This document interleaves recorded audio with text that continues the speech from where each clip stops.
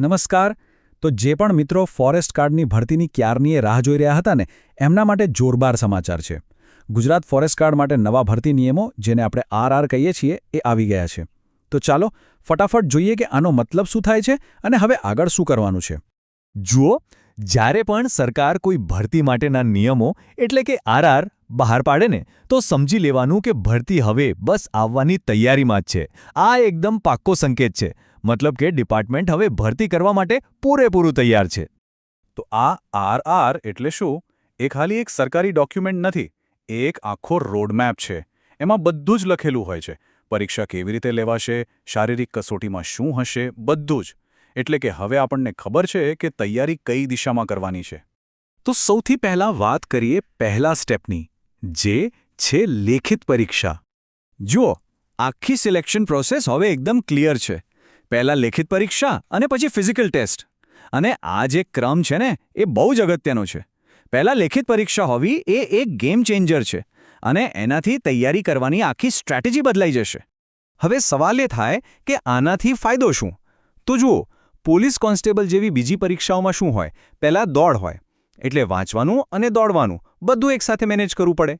પણ અહીં ફોરેસ્ટ ગાર્ડમાં પહેલાં લેખિત પરીક્ષા છે. એનો મતલબ કે પહેલાં પૂરેપૂરું ફોકસ માત્ર ભણવા પર કરવાનું. એકવાર પરીક્ષા પાસ કરી લો પછી શારીરિક તૈયારી માટે પણ સમય મળશે. એટલે જ લેખિત પરીક્ષામાં સારો સ્કોર લાવવો બહુ જ જરૂરી છે. કેમ? કારણ કે જેટલી પણ જગ્યાઓ હશે ને એના કરતાં ફક્ત 15 ગણા ઉમેદવારોને જ ફિઝિકલ ટેસ્ટ માટે બોલાવવામાં આવશે. મતલબ કે કોમ્પિટિશન ટફ રહેવાની છે અને મેરિટમાં આવવું જ પડશે. હવે પરીક્ષાનું માળખું સમજી લઈએ. કુલ 100 સવાલ હશે, પણ માર્ક્સ 200 છે. એટલે કે એક સવાલના સીધા 2 માર્ક્સ. પણ હા, નેગેટિવ માર્કિંગ પણ છે. એક ખોટો જવાબ પડ્યો તો 0.25 માર્ક્સ કપાશે. અને આ બધું પૂરું કરવા માટે મળશે પૂરા 3 કલાક. ઓકે, તો હવે વાત કરીએ સૌથી ઇમ્પોર્ટન્ટ વસ્તુની, સિલેબસની. અને આ જુઓ, આ સૌથી મોટો ખુલાસો છે. આખી પરીક્ષામાં 50%, જી હા, અડધે વેટેજ ફક્ત અને ફક્ત પર્યાવરણ વિશેનું છે. આનો સીધો મતલબ એ છે કે જેણે પર્યાવરણ પાક્કું કરી લીધું એની નોકરી પાક્કી. બાકીના 50%માં જનરલ નોલેજ, ગણિત અને ગુજરાતી ભાષા આવશે. સારો, તો લેખિત પરીક્ષા પાસ કરી લીધી પછી શું? પછી આવશે બીજો પડાવ, શારીરિક કસોટીનો. તો ફિઝિકલ ટેસ્ટમાં શું હશે?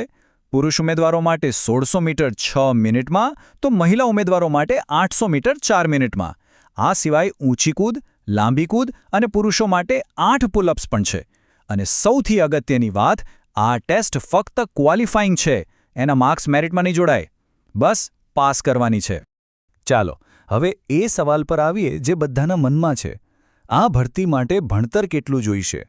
એટલે કે ફોરેસ્ટ ગાર્ડની આ નોકરી 12 પાસ પર હશે કે પછી ગ્રેજ્યુએટ લોકો માટે? આના પર બહુ ચર્ચા ચાલી રહી છે. જુઓ, ઓફિશિયલ આરઆરમાં આ બાબતે કશું ચોક્કસ લખ્યું નથી. એમાં એવું કહ્યું છે કે જ્યારે જાહેરાત આવશે ત્યારે નક્કી થશે. પણ આપણે અમુક બાબતો પરથી એકદમ પાક્કું અનુમાન લગાવી શકીએ છીએ. કયા છે એ પુરાવા? પહેલું, સિલેબસ પોતે જ કહે છે કે એ 12મા ધોરણના લેવલનો છે. બીજું, જૂનો રેકોર્ડ જુઓ તો ફોરેસ્ટ ગાર્ડની ભરતી હંમેશા 12 પાસ પર જ થઈ છે. અને ત્રીજું, જે ફોરેસ્ટરની પોસ્ટ છે, જે આનાથી ઉપરની પોસ્ટ છે, એ ગ્રેજ્યુએટ માટે આવશે, તો સ્વાભાવિક છે કે આ પોસ્ટ 12 પાસ માટે જ હોય. એટલે લગભગ 99% આ ભરતી 12 પાસ પર જ આવશે. તો હવે બધું જ ક્લિયર છે. હવે બસ તૈયારી શરૂ કરવાની છે.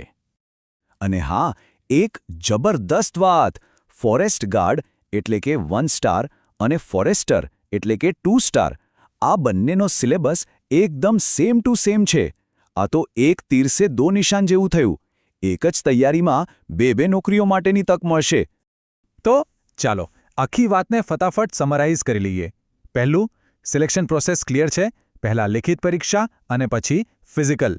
બીજું, પર્યાવરણ વિષય સૌથી અગત્યનો છે, 50% વેટેજ છે એનું. ત્રીજું, ભરતી લગભગ 12 પાસ પર જ આવશે. અને ચોથું, એક જ તૈયારીમાં ફોરેસ્ટ ગાર્ડ અને ફોરેસ્ટર બંનેની તક મળશે. તો જુઓ, રસ્તો હવે એકદમ સાફ છે. બધી માહિતી ઉમેદવારોની સામે છે. હવે સવાલ બસ એક જ છે, આ સફર માટે તેઓ તૈયાર છે કે નહીં?